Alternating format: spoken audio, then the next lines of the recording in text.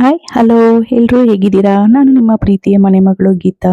ಇವತ್ತು ಜ್ಯೇಷ್ಠ ಹುಣ್ಣಿಮೆ ಇರೋದ್ರಿಂದ ಎಲ್ಲರಿಗೂ ದೇವರು ಆಯಸ್ಸು ಆರೋಗ್ಯ ಕೊಟ್ಟು ಕಾಪಾಡಲಿ ಅಂತ ಕೇಳ್ಕೊಳ್ತಾ ಬನ್ನಿ ಇವತ್ತಿನ ದಿನಚರಿಯನ್ನು ನೋಡೋಣ. ನಮ್ಮ ಮನೆಯಲ್ಲಿ ಹುಣ್ಣಿಮೆಯ ಪೂಜೆ ಹೇಗಿದೆ ಅಂತ ನೋಡ್ಕೊಂಡು ಎಲ್ಲಿಯೂ ವಿಡಿಯೋನ ಸ್ಕಿಪ್ ಮಾಡದೆ ನೋಡಿ.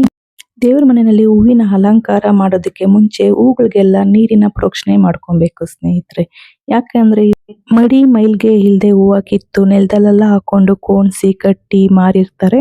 ನೀರಿಂದ ಆಗ್ಲಿ ಗೋಮೂತ್ರದಿಂದಾಗ್ಲಿ ನಾವು ಹೂವಿನ ಮೇಲೆ ಪ್ರೋಕ್ಷಣೆ ಮಾಡೋದ್ರಿಂದ ದೇವರಿಗೆ ಅರ್ಪಿಸುವ ಹೂವ ಶ್ರೇಷ್ಠವಾಗುತ್ತೆ. ನನ್ಗಂತೂ ದೇವ್ರ ಮನೆ ಅಲಂಕಾರ ಮಾಡೋದಂದ್ರೆ ತುಂಬಾನೇ ಇಷ್ಟ ಸ್ನೇಹಿತರೆ. ಹೂವ ಎಷ್ಟಾದ್ರೂ ಇರ್ಲಿ ದೇವ್ರ ಮನೆಯಲ್ಲಿ ಹಾಕಿ ನಾನು ಅಲಂಕಾರ ಮಾಡ್ಬಿಡ್ತೀನಿ. ಹೂವು ಅಂತೂ ತುಂಬಾನೇ ಇರಬೇಕು ನನಗೆ ಪೂಜೆ ಮಾಡಬೇಕು ಅಂದ್ರೆ. ಇವತ್ತು ಹುಣ್ಣಿಮೆಯ ಅಲಂಕಾರ ಎಲ್ಲ ಮುಗಿದು ಪೂಜೆನೂ ಮುಗೀತು ಸ್ನೇಹಿತರೆ.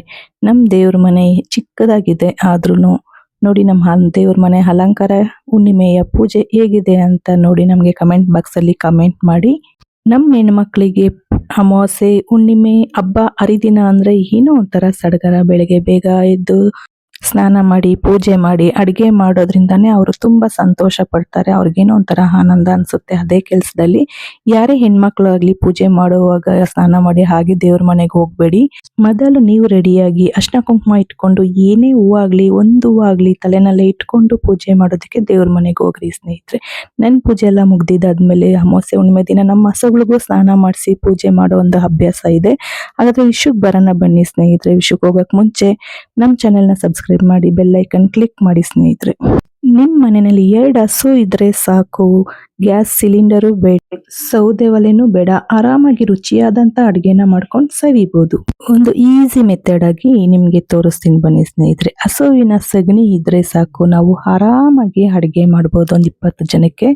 ಹಾಗಂದ್ರೆ ಹೇಗಪ್ಪ ಅಂತಂದ್ರೆ ನೋಡೋದಾದ್ರೆ ಬನ್ನಿ ನೋಡಿ. ಇದು ಬಲೂನ್ ತರ ಕಾಣಿಸ್ತಿದೆಯಲ್ಲ, ಇದ್ರೊಳಗಡೆ ಗ್ಯಾಸ್ ಇರುತ್ತೆ ಸ್ನೇಹಿತರೆ. ನಾವು ಸಗಣಿನ ಹಸುವಿನ ಸಗಣಿನೆಲ್ಲ ಎತ್ಕೊಂಡ್ಬಂದು ಈ ಬೇಷನ್ ಒಳಗಡೆ ಹಾಕಿ ನೀಟಾಗಿ ಅದನ್ನೆಲ್ಲ ನೈಸಾಗಿ ಕಲ್ಸ್ಕೊಳ್ಬೇಕು.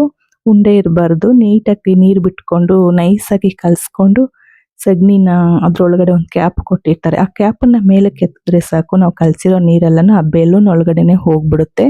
ಅದ್ರಲ್ಲಿ ಹೋಗಿ ಗ್ಯಾಸ್ ಪ್ರೊಡ್ಯೂಸ್ ಆಗುತ್ತೆ ಸ್ನೇಹಿತರೆ. ಇದು ಈಗಿನ ಕಾಲದ ಮೆಥಡ್ ಅಲ್ಲ, ಇದು ನಮ್ಮ ಅಜ್ಜಿರ ಕಾಲದಿಂದಲೂ ಚಾಲ್ತಿಯಲ್ಲಿದೆ. ಹಾಗಂದ್ರೆ ಸಿಮೆಂಟು ಇಟ್ಟಿಗೆಗಳಿಂದ ತೊಟ್ಟಿ ತರ ಕಟ್ಟಿ ಮಾಡ್ಬೇಕಂತೆ. ಈಗಂತೂ ತುಂಬಾ ಸಿಂಪಲ್ ಆಗಿ ಬಂದ್ಬಿಟ್ಟಿದೆ. ನಾವು ಹಳ್ಳ ತೋಡ್ಕೊಟ್ರೆ ಸಾಕು, ಅವರೇ ಬಂದು ಎಲ್ಲ ಫಿಟ್ ಮಾಡಿ ಗ್ಯಾಸ್ ಬರೋವರೆಗೂ ಅವರು ನಮ್ಗೆ ಬಂದು ಆಗಾಗ ನೋಡ್ತಿರ್ತಾರೆ. ನೋಡಿ ಇದೇ ಪೈಪಲ್ಲಿ ಮನೆಗೆ ನಮ್ಗೆ ಗ್ಯಾಸ್ ಹೋಗುವಂಥದ್ದು. ಅಲ್ಲಿ ತುಂಬಾ ಮನೆಗೂ ಅಲ್ಗೂ ಸ್ವಲ್ಪ ದೂರನೇ ಇದೆ. ಅಲ್ಲಿಂದ ಮನೆವರೆಗೂ ಪೈಪ್ ಒಳಗಡೆನೆ ಹಾಕೊಂಡ್ ಬಂದಿರ್ತೀವಿ. ಕಲಸಿ ಅದು ವೇಸ್ಟ್ ಆಚೆ ಬರುತ್ತೆ. ಸಗಣಿ ಎಲ್ಲ ಹಾಕ್ಬಿಟ್ರೆ ನಮ್ಗೆ ಗೊಬ್ಬರ ಸಿಗಲ್ಲ ಅನ್ನೋ ರೈತರಿಗೆ ಅದು ಎಷ್ಟು ಬೇಕು ಅಷ್ಟೇ ತಗೊಳ್ಳೋದು ಸಗಣಿ. ಮಿಕ್ಕಿದೆಲ್ಲ ನಮಗೆ ಹೊರಗಡೆಗೆ ಕೊಟ್ಬಿಡುತ್ತೆ. ಅದನ್ನ ನಾವು ಎತ್ತು ಗೊಬ್ಬರಕ್ಕೂ ತೋಟಕ್ಕೆ ಯೂಸ್ ಮಾಡ್ಕೋಬಹುದು. ಇದು ತುಂಬಾನೇ ಯೂಸ್ಫುಲ್ ಆಗುತ್ತೆ ಸ್ನೇಹಿತರೆ. ಸ್ಟಾರ್ಟಿಂಗ್ ಅಲ್ಲಿ ಹಾಕೋವಾಗ ನನಗೂ ಕೂಡ ಏನಕ್ಕೆ ಹಾಕ್ಸ್ತಾರೆ, ಇದು ನಮ್ಗೆ ಯೂಸ್ ಆಗುತ್ತಾ, ನಮ್ಗೆ ಇದ್ರಲ್ಲಿ ಅಡುಗೆ ಮಾಡಿ ತಿನ್ನೋದಿಕ್ಕೆ ಆಗುತ್ತಾ ಅಂತ ಅನ್ಕೊಳ್ತಿದ್ದೆ. ಆದ್ರೆ ತುಂಬಾನೇ ಯೂಸ್ಫುಲ್. ಇದ್ರ ಹೆಸರು ಬಂದು ಗೋಬರ್ ಗ್ಯಾಸ್ ಅಂತ. ಇದ್ರಲ್ಲೊಂದು ಯೆಲ್ಲೋ ಕಲರ್ ಅಲ್ಲಿ ಕ್ಯಾಪ್. ಇದ್ರ ತುಂಬಾ ನೀರ್ ಇರ್ಲೇಬೇಕು. ನೀರ್ ಖಾಲಿ ಆಗದಾಗ ಹಟ್ಕೊಳ್ಬೇಕು. ನೀರಿಲ್ಲ ಅಂದ್ರೆ ಬೆಲೂನ್ ಫುಲ್ ಲೋಡ್ ಆಗಿ ಗ್ಯಾಸ್ ಆಚೆ ಹೋಗ್ಬಿಡುತ್ತೆ. ಅದರಿಂದ ನೀರು ಯಾವಾಗ್ಲೂ ಬರ್ತಿ ಇಟ್ಕೊಂಡೇ ಇರ್ಬೇಕು, ಅವಾಗ ಗ್ಯಾಸ್ ಆಚೆ ಹೋಗೋದಿಲ್ಲ. ಇದ್ರ ಸಿಸ್ಟಮ್ ಎಲ್ಲ ನೋಡಿ ಹೀಗಿರುತ್ತೆ ಪೈಪು. ಇದ್ರ ಮೇಲೆ ಟೈರ್ಗಳು ಏನಕ್ಕಪ್ಪ ನಾವು ಹಾಕಿದೀವಿ ಅಂದ್ರೆ, ಅದ್ರ ಮೇಲೆ ಟೈರ್ ಹಾಕೋದ್ರಿಂದ ಭಾರ ಅದ್ರ ಮೇಲೆ ಹಾಕಿದ್ರೆ ಆ ಗ್ಯಾಸನ್ನ ಒತ್ತು ಕೊಡುತ್ತೆ ನಮ್ಗೆ. ಒಳಗಡೆ ಗ್ಯಾಸ್ ಜೋರಾಗಿ ಬರುತ್ತೆ ಉರಿ.